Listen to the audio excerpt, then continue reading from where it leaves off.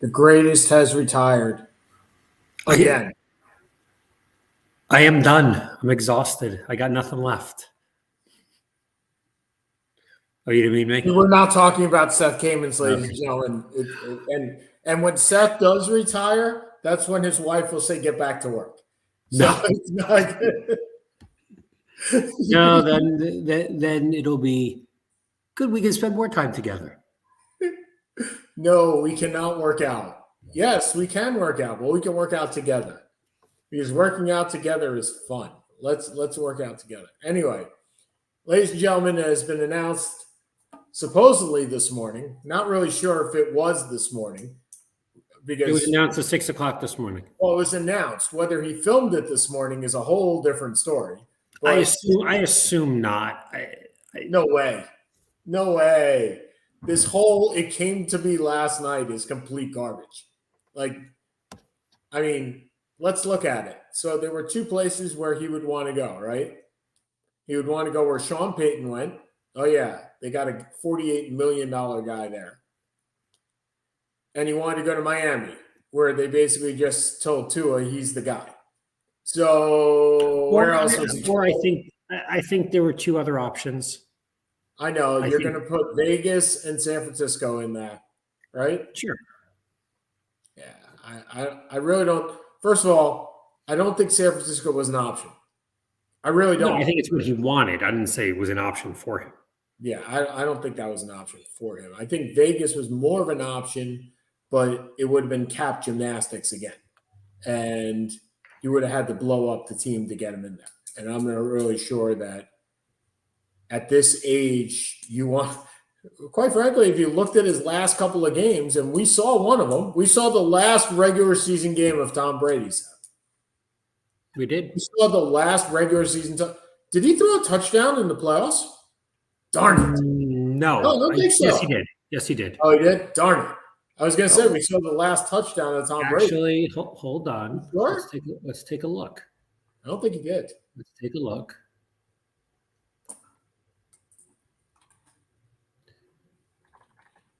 I don't remember, honestly, off the top of my head.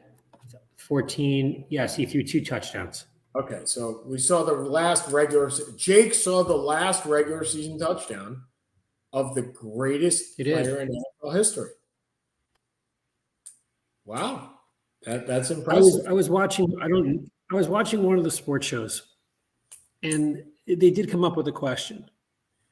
One game, one drive, Brady or Montana. Actually, one game, Brady or Montana. Wait, do I have to take either one of them? Choose one. No, you can go another way. I'm saying, can I go a different direction? You can do whatever you want. It's your show. Okay. So I don't want either one of them for one drive.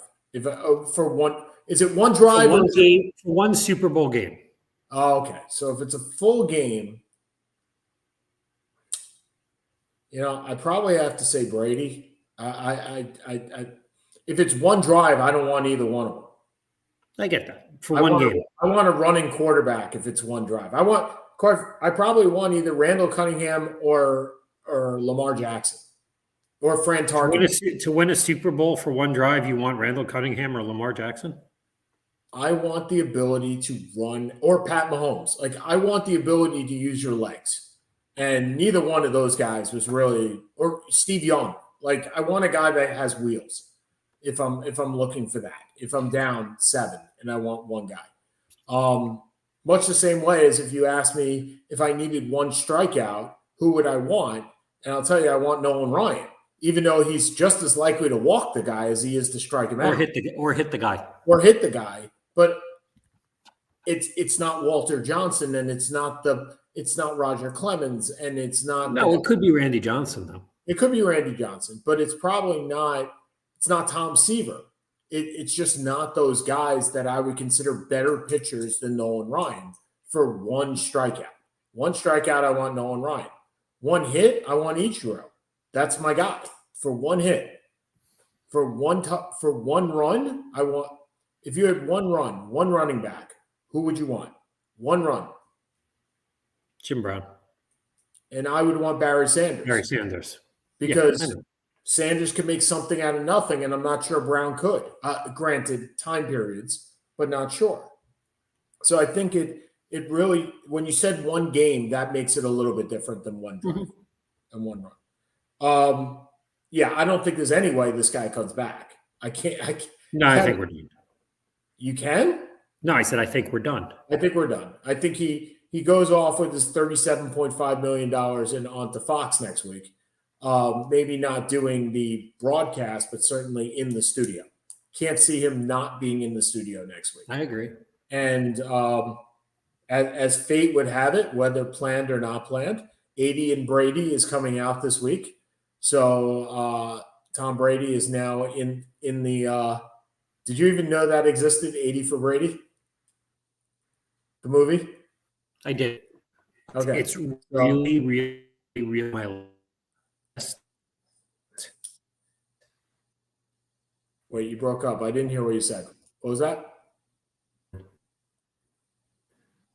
Okay, I am breaking up. I am losing. It's a movie. 6 foot of the.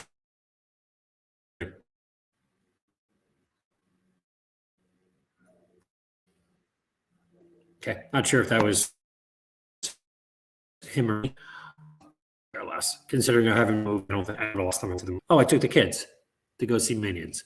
So I think the last time I actually went to a movie was 5 years ago. It was 7 years ago, 8 years ago for me in Carl. So not high on my priority list of movies to watch. Oh, fair enough. And You're back. I'm back. And I'm having some bandwidth issues, so I'm going to start closing some operations here. Apologies for that. But the fact is, you're right. It's not high on my list, but it's a movie. Of course, I'll watch it because that's what I do. I watch movies. I love movies. But it will not hurt the movie being that Tom Brady is back in the actual news cycle for yet another week, even though he's not playing. It's funny because you are frozen with that crap-eating grin. We're both frozen? Man, I lost contact with you also. I'm here. All right, hold on. I'm going to try something. Can you see me? Hear me?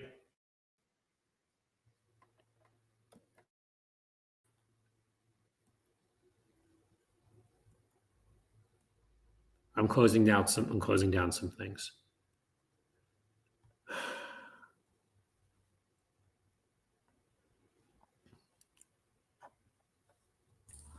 All right, I rebooted my Google, so hopefully that I rebooted Chrome, so hopefully that'll work. Okay, so we obviously had 2 games this past weekend. We won't preview the Super Bowl. We got next week to do that.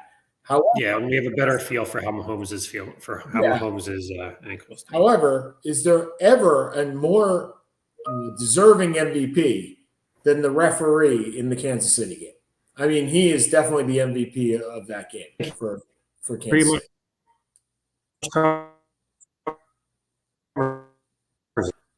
Okay, you are breaking up again, so I'm not sure if it's me or you.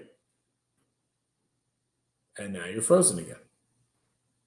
My clock keeps going, so I'm just going to keep talking. I'm going to try and boot Seth out.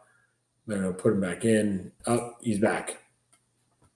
Nope. Okay, now you're back. What you should try closing some browsers, dude. It looks like you keep freezing. Okay. So now I can't. I'm trying, man. I'm going through it all. I'm going to boot him out. So anyway, just give me the heads up when you want to come back in. So anyway, we had a pretty interesting championship games. I got to tell you, for all the people that are saying that San Francisco got hosed, well, they did. They got hosed. And part of the reason they got hosed is because the NFL screwed up about 3 years ago where they took out the mandatory third quarterback. If there was ever a reason to bring that back in, it was the Christian McCaffrey-led San Francisco 49ers, which happened this past week. Seth, I got to tell you, it reminded me of playing Madden with just playing an option quarterback the entire time.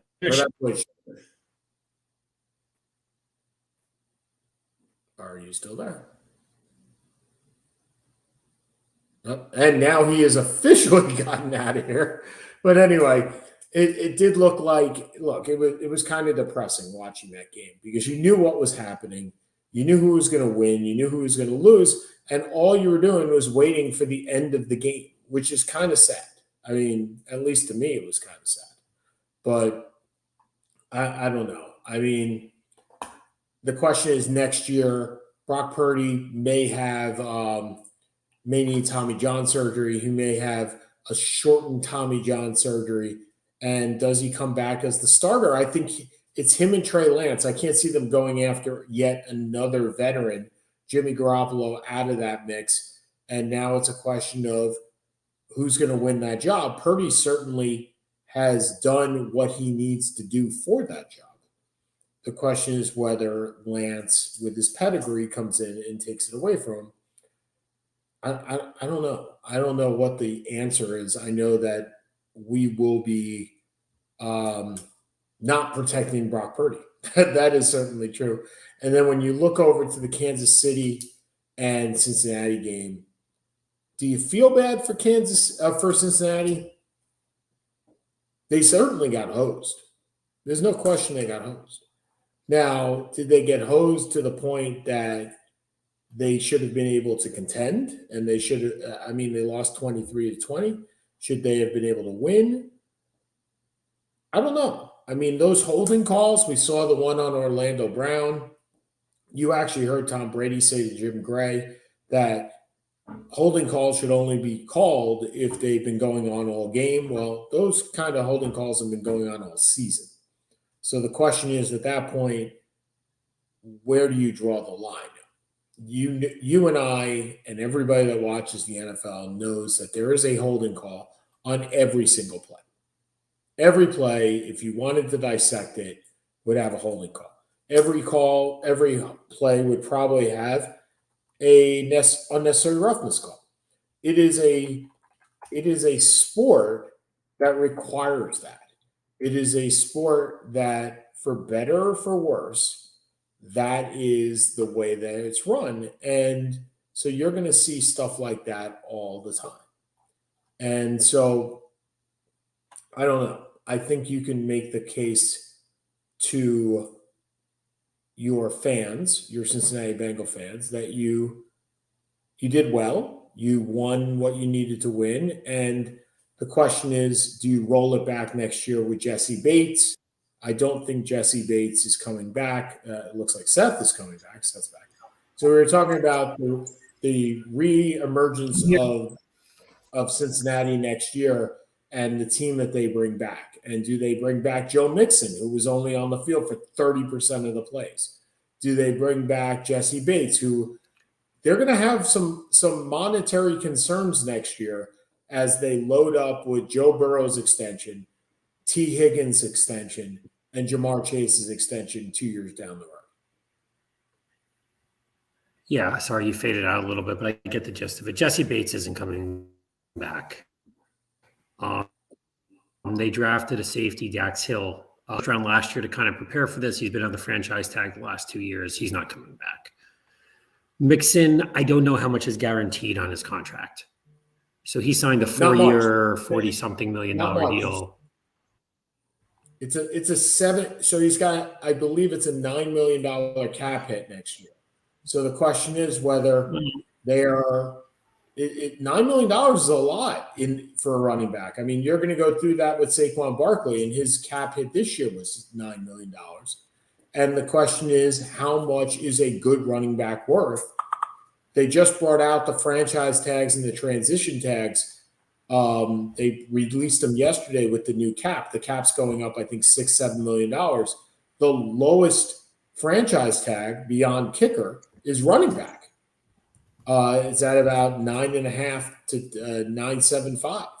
So are you bringing back Joe Mixon at $9 million when he only played 30% of the plays in the AFC Championship game?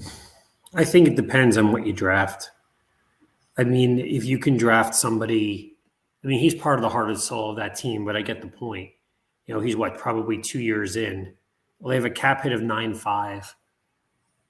But what are they paying them? If they're paying, if they make $11 million if they have to, if it's $11 million cap hit, no matter what, if it's $11 million, which I think is what his deal was, and you're paying $9 million in dead space, you're gonna have $9 million in dead cap. If you get rid of him, they might as well keep him. So his dead cap, to answer your question, as I tend to do, his cap in there is $12 million. If they cut him, it's $5 million. So they say $7 million. Then I think you're cutting him. I mean, $7 million is a lot. You have to ask him for a reduction, right? You go through this concept of, can we extend you for 4 more years and you reduce your number, right? And that's, look, I saw reports today that Stephen Jones is looking at the same thing for Dak Prescott. And for Dak Prescott or for Zeke Elliott? No, for Dak Prescott, because Dak Prescott's cap hit next year is $52 million. Sorry, it's $49 million. $40 million, yeah. So if you extend him, I mean, the goal is you keep kicking this can down the road, as this New Orleans Saints learned. Eventually, it does come to a head. But free agency will start. We'll have our free agency preview in a little bit. But for right now, coaches are on the move. Sean Payton for a number 1, a number 2, and a swap of a number 3 and $17 million. Denver right now, you do not have a pick until the 3rd round of this year. You gave up a number 2 next year, and you got back a number 3. And you got your coach. And you paid him $17 million. Well, you're Walmart, so it doesn't really matter what you pay him because it makes no difference. I think the bigger question is, what can he get out of Russell Wilson? Is there anything left to get out of Russell Wilson? Because I think he was waiting to see if Dallas was going to open, maybe Los Angeles was going to open before he wanted it. I mean, before he came back to this, he obviously wanted to coach again. There was no great job. There was no great job available. Denver, look, they have a solid defense. They have good receivers. It's a question of, if Javonte Williams comes back healthy, the running back situation is pretty good. It's a question of, can Russell still cook? And, Sean Payton's going to know a hell of a lot better than we will. The question is, at least to me, is can the two of them coexist? Because if Russell Wilson can't cook the way he used to, and I don't believe he can, based on loss of athleticism. We talked about this last year, in that a scout that I read somewhere anonymously said, look, he's lost some athleticism, and he used to make these plays out of the pocket that he just can't do anymore. So he's got to change the way that he plays. Does Sean Payton eventually realize that Pete Carroll was correct, and the way to play with Russell Wilson is to run the ball? And then Russell Wilson's furious again, and we're back to the same old story. I don't know, but that could be a situation where you have a $17 million coach and a $48 million quarterback, and you're kind of like, I mean, this is what we got. But I'm assuming if Peyton's coming back to this, then he thinks that Wilson can be saved and can be fixed. I don't think he comes back to this otherwise. He's a borderline. He's close. He's probably not a Hall of Fame coach, but he's pretty close. He's won a Super Bowl. He's got more money than he needs. He doesn't need this job. So I'm assuming he's coming back, number one, because Walmart's paying him a hell of a lot of money. And number two, because he thinks this team can win. I think it doesn't matter whether they win or lose, because he will be the Cowboy coach in 3 years. Win, lose, or draw. I think that's his job. I mean, if he loses and gets fired, he gets fired with $51 million in 3 years and is still the Cowboys coach. If he wins and he wins big, in 3 or 4 years, the Cowboys come calling and they pay the same amount, the first and second round pick, and he's the Cowboys coach. This is a no-lose situation for Sean Payton. I agree. I don't see how he loses. Okay. The best coaching hire to me was D'Amico Ryans in Houston. I love Agreed. that. Now, the unfortunate part is if he gets fired after year one, you have 3 African American coaches fired in 3 consecutive years. I don't see that happening. That's why he got a But 6-year deal. fantastic. If he gets fired in the first year, nobody will ever coach in Houston again. No one will ever play in Houston again. They will. Okay.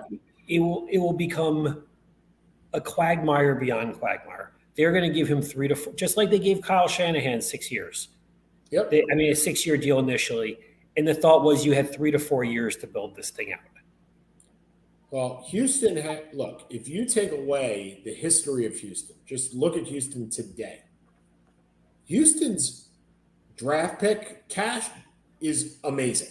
They can rebuild that team in 2 years. Or they should be able to rebuild that team in 2 years, provided they get the quarterback that they want. I mean, well, they're gonna get the quarterback at 2.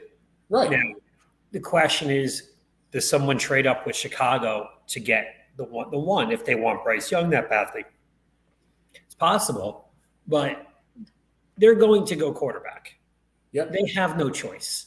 They're not going to get Davis Mills. You know my feelings. I think Stroud is the best one. I'm not sure. I'm not sure it's going to play out that way. He may become another Cordell Jones, but I feel that he is the best one. I think he has the best tools. He certainly has the build. I mean, that guy is a monster. Oh, I think he's going to. I agree. I think he's going to be. I think he's going to be very, very good. And what was interesting was the way he picked apart the Georgia defense. Yep. In that national championship semifinal, and that he could move, which wasn't really known.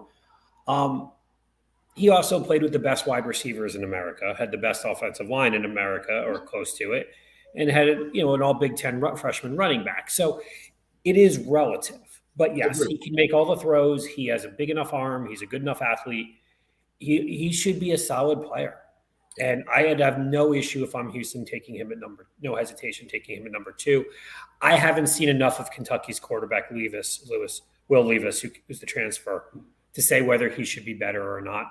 I know the comparison is Matthew Stafford. If that's what you're getting at number 2, you're doing okay. Or you get Bryce Young. Yeah.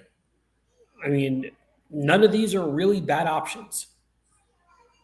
You bring in the last time we said that, right? I know the last time the Jets said that. You know the last time anybody said that. That you have a couple good options? Mm-hmm. Is that the Darnold Allen draft?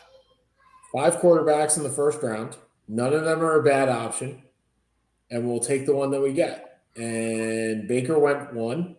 Darnold went 3. Josh Rosen went 12.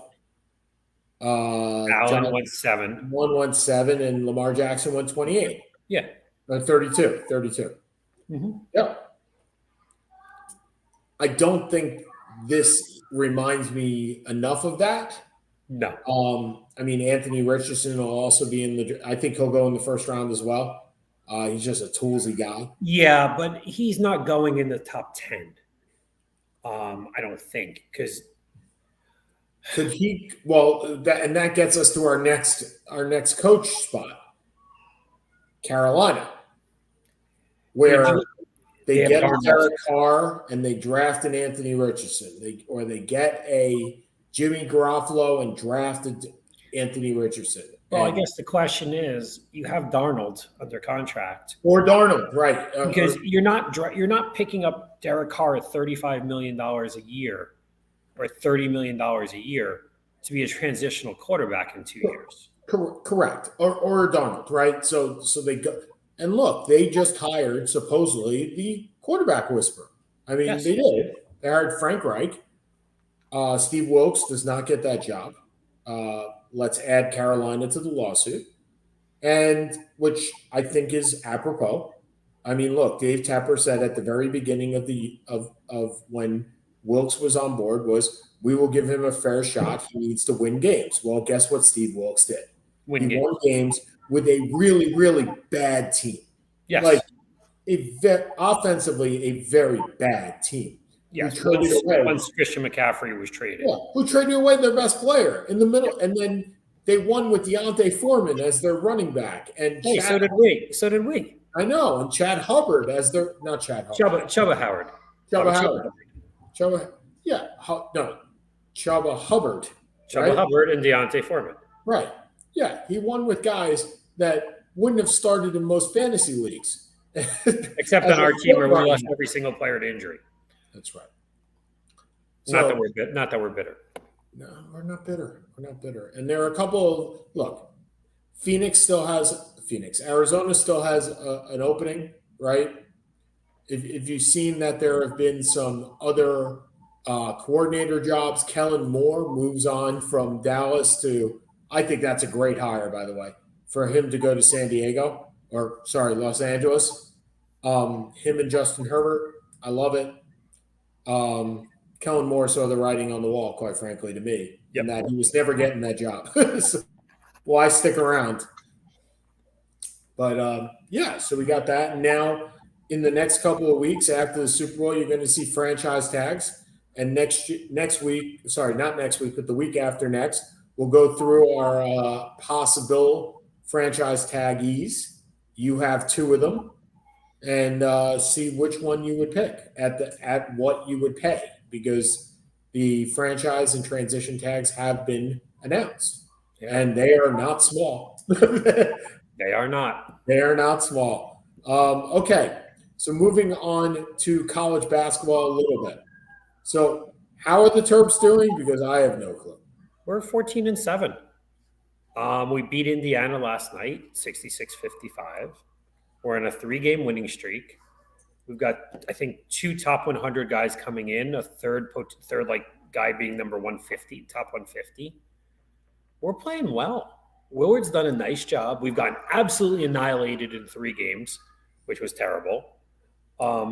Does 14 so Syracuse is also 14-8. Or somewhere around there. We're in that point. That doesn't get you into the tournament these days. 14-7? Yeah, it doesn't. Well, you kind of extrapolate it out, buddy. It's going to get you to about 19-10. That should probably do it. Okay. So wait a second. I'm pulling up you guys. Who have you beaten out of the 19? Oh, we haven't beaten anybody. That's the point. That's what I'm asking. So does that get you in? I think so. I believe we've beaten every team. I think we're 5-0 at home and 0-5. We're over 500 in the conference. We've lost to Purdue by 2. We've beaten every other team, I think, in the division. We're doing fine. So I saw Kansas State beat Kansas the other night. Yes. And then Kansas beat Kansas State last night. And you see the rushing of the court, right? In the and that's fine. I'm a fan. Why is it that I care less and less? Like, it used to be that I cared when there was a major upset. I really did. And now it's, let's just get to the tournament already. We don't know the players anymore. Okay. Everyone suffers from the same thing. Other than Q's for you and Maryland for me, how many players do you know? No, I know none. Purdue's the number 1 team in the country. They're in my conference. I know their coaches. I know the coaches. I know Zach Ivey because he's 7'12". Jaden Ivey, or no, Zach, I don't even remember his last name. Jaden Ivey, who played for him last year, excuse me. But the 7th center is going to be the player of the year. Nobody knows anyone else. If I go through every team, I can probably name, Gonzaga, I can maybe name 2 or 3 players. Yeah. I can't name any of these guys. They're all in and out in a year. And there's no continuity. Going back to your rivalries when you played Georgetown, Maryland when they played Duke during those great couple years in the 2000s. Yeah, I knew every player. What'd you say? I knew every player. So did I. Every player on Georgetown and Syracuse. Every player on St. John's. Every player on Connecticut. Right. Yeah. The Duke team, you had Duhon and Jay Williams as the guards. You had Battier and Boozer. You had what's his name? Forgetting the Adrian center. Langdon, the Alaskan assassin. He was before that in '99. But the idea is, I knew all these guys. I've watched these guys play for year upon year. And, even if people left after 2 years or 3 years, I had some continuity. Yeah. I don't know who any of these, because anyone who's really good leaves. And the NIL is going to help keep some of the big guys, especially there, because the big guys like Tuibe from Kentucky, he's the he's the defending player of the year, but he's not He's not a pro guy. He's not a pro player. So it incentivizes the big guys to stay. But all the people that you've heard so much about, like Brandon Miller, maybe the national player of the year. Have you ever heard of Brandon Miller? Yes. He plays for Arizona? Plays for Alabama. Alabama, sorry. Yes, I have heard of it. Brandon. But you get my point. I only heard of him because he was on the telecast with Syracuse. So I didn't hear of him other than that. Everybody I know, and look, we're in our 40s. It's not our demographic anymore. But everyone feels the same way that I know that as a college basketball fan is you root for your team, you really don't know anybody else. Yeah. By the way, Lenardi's got you as the last 4 buys in. So he's got you as like a 10 seed or an 8 seed. He doesn't have the full. You guys are on the bubble according to this. How is an 8 seed on the bubble? Well, remember, last 4 buys in, so then you're getting to the mid-majors who are below you. No, I understand that, but usually it's a 9 seed. I'm just looking at it. It says on the bubble. I'm extrapolating that it's an 8. I'm finding that I just find it funny because I think I saw last night that we were an 8 seed, and we won last night over a top 25 team that we dropped. Well, I don't know when this was either. This was updated yesterday at 9 a.m. So it's before your game. All right. So I mean, I'm just saying that's where you are. Okay. So where are you guys in at this No, point? absolutely not. Okay. We're gonna need a huge run in the ACC tournament, like a huge. And it's certainly doable because who the hell the is ACC sucks this year? Yeah, everybody sucks. Everybody sucks. No, you're absolutely right, and I think that's all part of it. Is that the tournament is there? It's more. It's funny you say this. So it's more. We always said it's not about the name on the back; it's the name on the front. But now it's even more of that, right? Because you don't know any of the names on the back. Nope. So yeah, I mean, to wit, Elijah Moore, who is a Syracuse recruit as well as a Jet wide receiver. Okay, so I was trying to Syracuse recruit. He is in the top 75. So Adam Weitzman, who is our NIL guru, and by guru, I mean funder of Syracuse, offered $1 million in an NIL contract to any 5-star athlete. And 2 days before Elijah Moore's announcement, he was sitting courtside with Adam Weitzman. And I swear this reminds me of Blue Chips. So this is just it reminds me of Blue Chips for all the bad reasons, not the good reasons. Like the stacks, you could, for those that are too young to notice or too young to remember, and granted, we're on the cusp of this, our age group. Please go watch the 30 for 30 called The Pony Express. Please, for the love of God, watch it. Great movie. Yeah, great show. It was about Southern Methodist University in the I think it was 1982, right? 81. Give or take 82, 83, and 84. With Craig James, Eric Dickerson, and a whole lot of other characters. And basically, and Marcus Dupree was in that, right? No, Marcus Dupree wasn't in there. Marcus Dupree went to Oklahoma. So Dickerson shows up with a Trans Am one day. And everybody's like, yeah, it's Eric Dickerson's Trans Am. And a bag of cash, right? He talks about the bag of cash. Now, what ultimately happened to SMU is that they are the only team that ever got the death penalty because of all these violations, which today would be fine. Yep. And maybe that's what kills it too, Seth, is that today it's basically, who am I buying? And there are only 5 or 6 teams that can do what everybody else wants to do. They just don't have the funds. Well, I mean, that's that whole question. I don't know if you saw about the Florida QB. Yep. who is the number 31 recruit in the country. And Florida offered him $13.5 million, supposedly, to And it come. fell through. And it fell through, and he ended up going to Arizona State. So it's not fun. I root for my team. I'll enjoy the tournament for what it is, but there's got to be a reason. And because college basketball was my sport forever. And now there's got to be a reason when I go to my office during busy season on Saturdays why I'm watching English soccer over basketball, over college hoops. And if the 75th recruit in the country takes $1 million to go to my school, am I ever going to see a top 10 recruit ever go to Syracuse again? Probably not. No. Are you going to ever see a top 10 recruit go to your school? Well, we're going to find out because we're the favorite to get Derek Queen, who is a top 10 recruit next year. Okay. And he's a Maryland guy. He plays with all these guys who are going. And the question is, is he going to reclassify to 2023? And B, is he going to go to the G League? Yeah. So according to 24/7 Sports, Maryland is a warm compared to Indiana, Arizona State, and Auburn, who are all cool. So it really crystal ball. Yeah. The thought is it's Maryland versus Indiana. Okay. I think if it's Maryland versus Indiana, to be honest, I think Maryland wins that battle. I don't know if Maryland wins the battle against the G League. Oh, we've offered him too. Awesome. So what? We've offered 87. Exactly. I offer everybody. Please, for the love of God, offer everybody that is in the remotely, because I don't think there's a limitation on offers. No. So offer them all.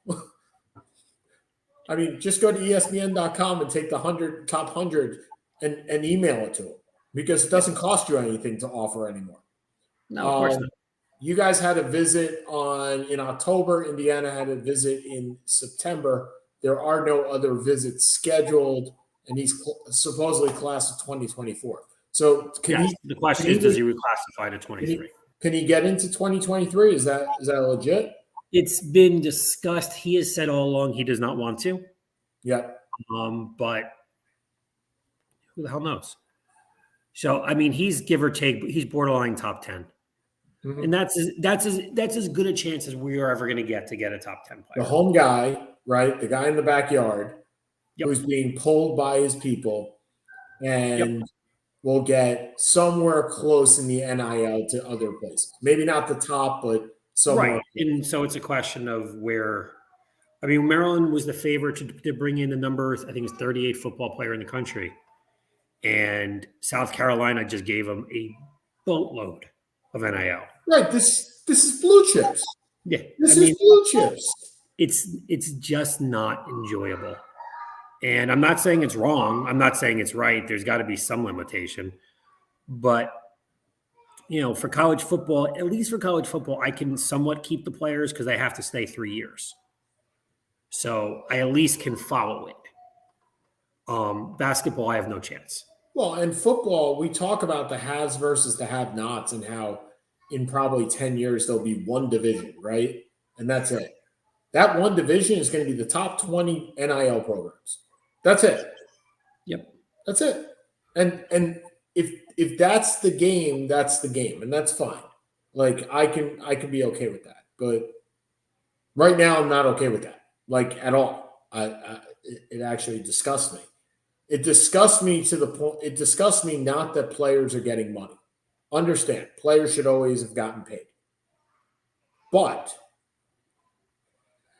I don't know how, and I hate to say more government intervention, because that's the only way this is ever going to get solved. It just is. Unless there is a NCAA, unless somebody comes in and takes hold of the NCAA, who's named right, and gives them some teeth. And there's no reason for that ever to happen. Miles Brand totally killed that. And Mark Emmerick just followed through and did it more. So, yeah. All right, trade deadlines are coming up. They are. Well, March 3rd for the NHL, and I believe around that time for the NBA. So you're going to start seeing trades happening. All-Star break for the NHL is this week.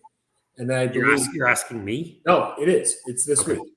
And I believe the NBA is in 2 weeks. It's generally the second or third week in February.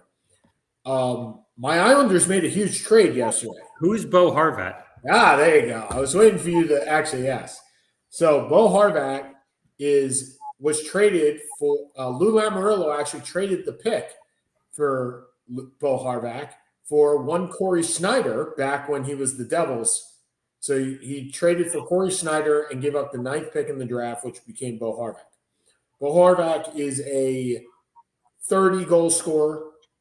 Will play the wing. Will play center. He's also the 3rd best face-off guy in the NHL. He will bring something to the Islanders. The problem was how much he gave up, and that he is an unrestricted free agent at the end of the year. And he did not come with an extension, which just makes my eyes roll. But whatever. Well, how much did you give up for him? You gave up Anthony Beauvillier, which whatever. You gave up a conditional 1st-round pick, which means is top 12 protected, and then you gave up your top prospect. You gave up a lot for a rental.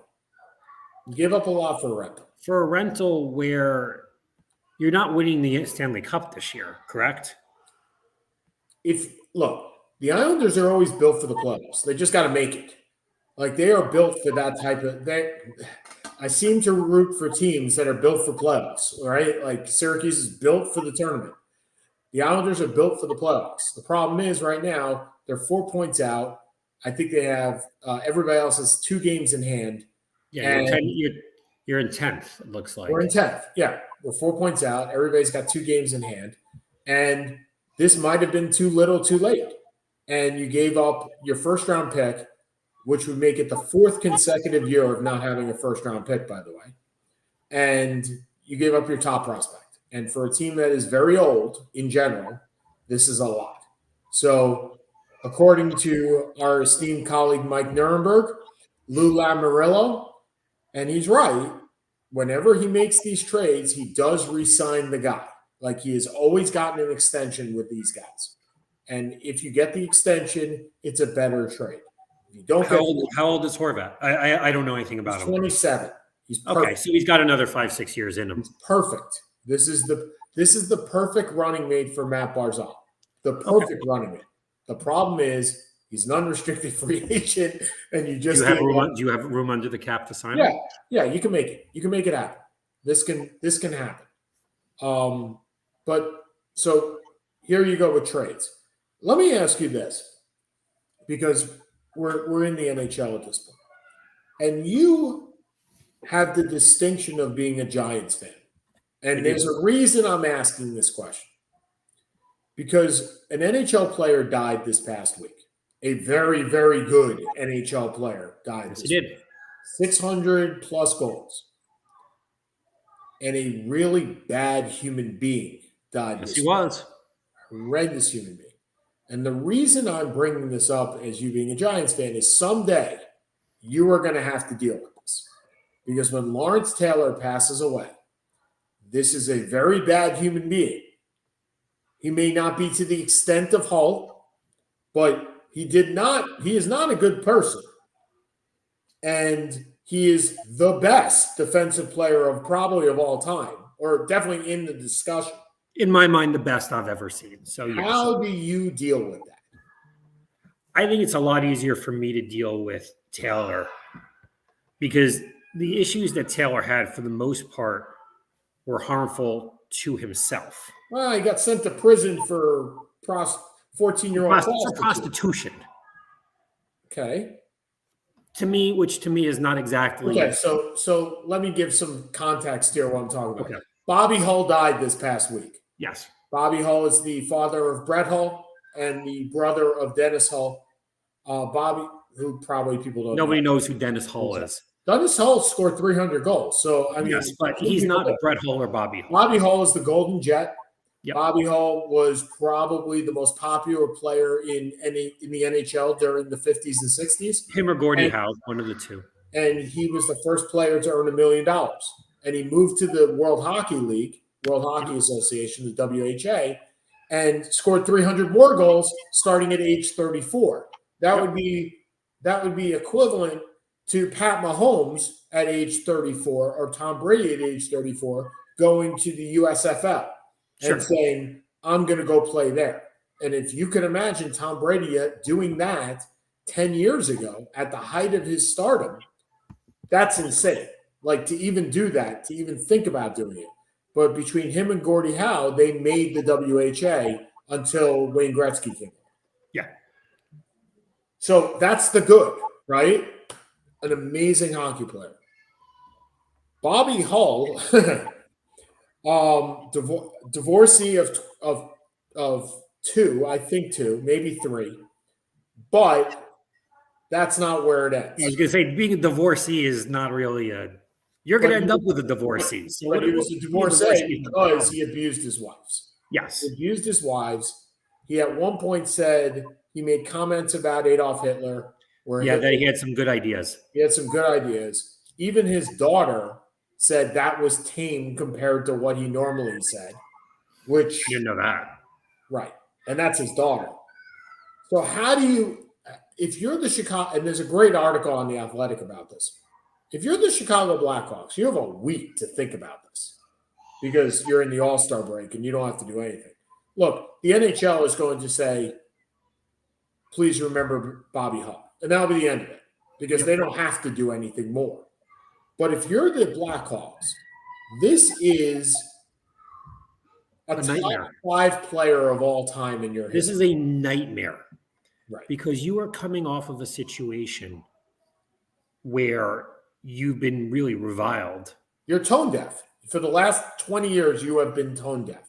Sexual misconduct problem, an owner that kept you off local broadcast for 40 years because you couldn't even watch TV in Chicago and watch the games. You were reviled.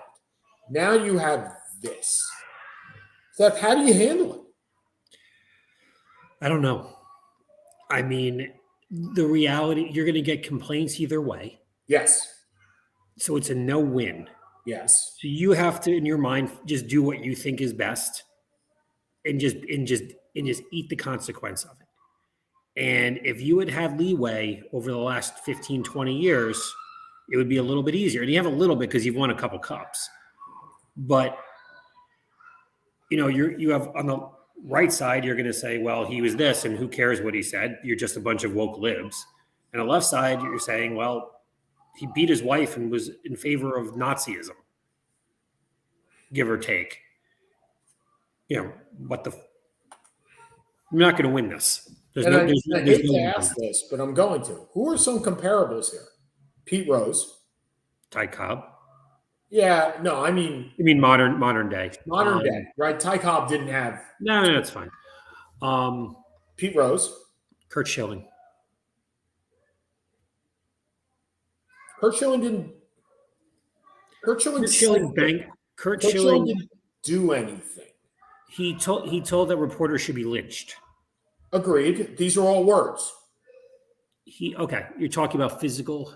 I'm talking about a guy that when he passes away, first of all, Kurt Schilling won't be remembered the same way as Bobby Hull. No, he wasn't. Not by any team, no. Right? Not by any individual team. Pete Rose will.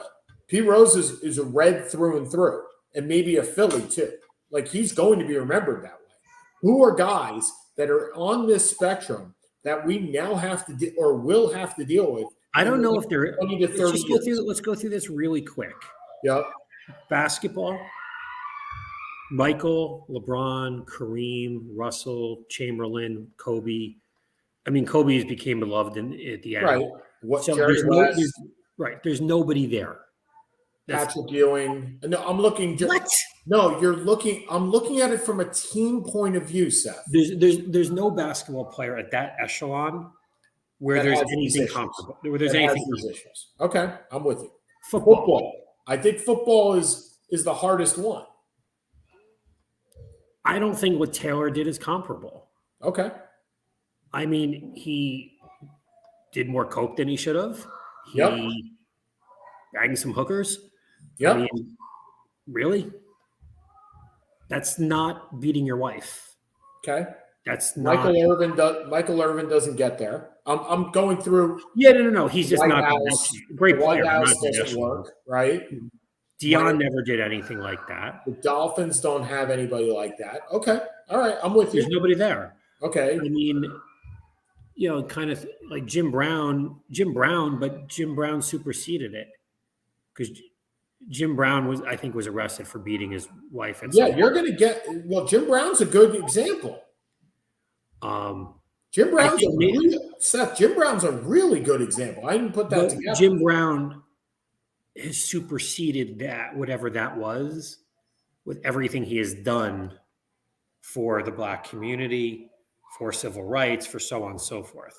So I think your argument may be someone like Floyd Mayweather. Now, again, debating whether boxing is relevant is a different discussion. Yep. But, in the modern era of boxing, and I was not a Mayweather guy, Mayweather was at worst one of the 3 best boxers of our lifetime, and has been arrested a few times for a variety of things. All right. So Mayweather pled guilty to domestic violence in 2010. Randy Moss charged with domestic violence in 2008. There's actually a website, believe it or not, athletes that have been arrested for domestic violence. Randy Moss, though, has completely transformed his image. No one's going to remember Randy Moss for that. Okay. I mean, Randy Moss. How about this one? Hold on. I got one for you.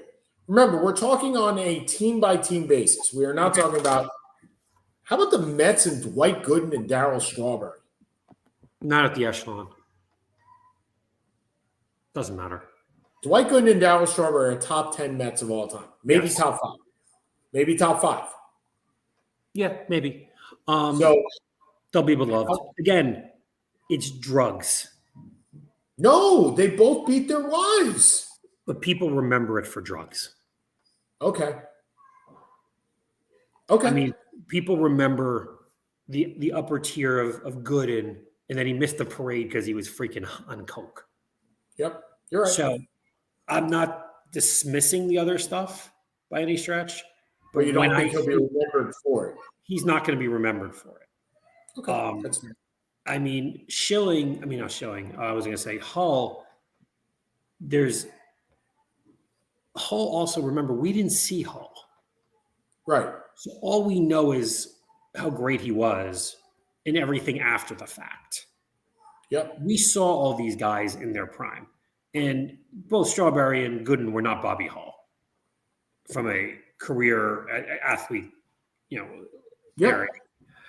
So it's a little different. I mean, I remember Gooden in '86 and pitching the no-hitter for the Yankees, and Strawberry, in and out of rehab, and then playing for the '90s Yankees. Who remembers Bobby Hull as a player? We've heard the stories. Well, that's why I said Pete Rose. Like, right, I think Pete Rose, but Pete Rose again, and that's actually a reasonable comp, because what he did as a baseball player has been superseded by everything else. Right. That's where I was getting. Yeah. Yep. Okay. All right. So we got about 5 minutes left. I'll go first. Welcome to New York, Breanna Stewart. Actually, welcome back to New York, Breanna Stewart, because what people don't realize is that she was born and raised in New York, isn't she? In Syracuse, New York. There you go. So welcome back to the Liberty. Look, I can't say I follow the WNBA like I do everything else, but I did watch the whole last season that Sue Bird played, because Sue Bird was from my high school. So is it Plainview or Syosset? I never remember. Went to Syosset.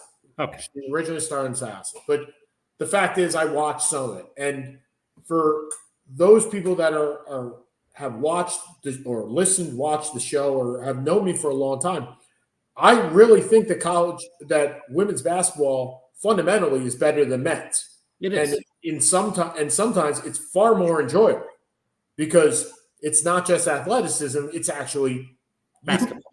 You see plays, like, it happens. It's fun to watch. So welcome to New York. Look, good for her for what she was holding out for. Yes. And I like when players stay with one team. I really do. You know this, Seth. I'm a big guy that believes that the Joe Mauers of the world, right? And I really do like that. But if you're going to move, this is the reason to move. So you move home, and moving home is a good place for me. So I will watch some Liberty games this year. Who knows? I may actually go to a game at the Garden because I can probably get a ticket there. I'm sure you can. And I'm not even sure that the Liberty play in the Garden anymore. They do. They do. And I would happily take both kids because I think it would be good for Morgs. All right, so let's do it. Let's play the game. We'll go. Okay, you're up. Well, we talk about the echelon of the NBA, and to me, you have probably your consensus top four. Maybe a fifth. It's arguable, but it is amazing that a guy's about to set the NBA record for points when nobody really thinks of him as a scorer more than anything else. Yep. He is a passer. He's an athlete. He's a rebounder. He was a defender. He's not as much anymore. And look, I'm never going to have him number one, but congratulations preemptively to LeBron James for being 80 points behind Kareem. And, I think he's now fourth all time in assists. He may end up number one in points, number two in assists all time, which is just absurd. And there's no way he's beating Stockton. That is so far out of right. But I think he's in the ballpark of just about everybody else. We can look it up. But, he gets a lot of credit. He deserves a lot of credit. He deserves a little bit of grief. But anyone who doesn't have him as a top 3 to 5 player of all time, I think you're insane. He doesn't have to be your number one. He doesn't have to be your number two. But anything below 5, I don't see how you don't have him on the Rushmore. He's the rare guy who lived up to the hype, has really very few, if any, issues off the court. You know what? Good for him. And this is coming from someone who's not a fan. Yeah, and that's the thing. Look, Seth and I have debated over the course of years how LeBron could be or could not be the number one player in the league, in league history, right? In league history. But the fact is, I would say he is the most important player, perhaps outside of Bill Russell in league history. I think certainly over the last 40 years, he is the most important player. He has changed the game, and more importantly, he has changed the way he plays the game to suit his team. He's the first player outside of Magic Johnson, in my opinion, that could legitimately play all 5 positions. And that is incredible in its own right. Okay, next week we'll have our Super Bowl preview. Seth Kamens is over there. I'm over here, Sean Palmer, and have a great week, everybody.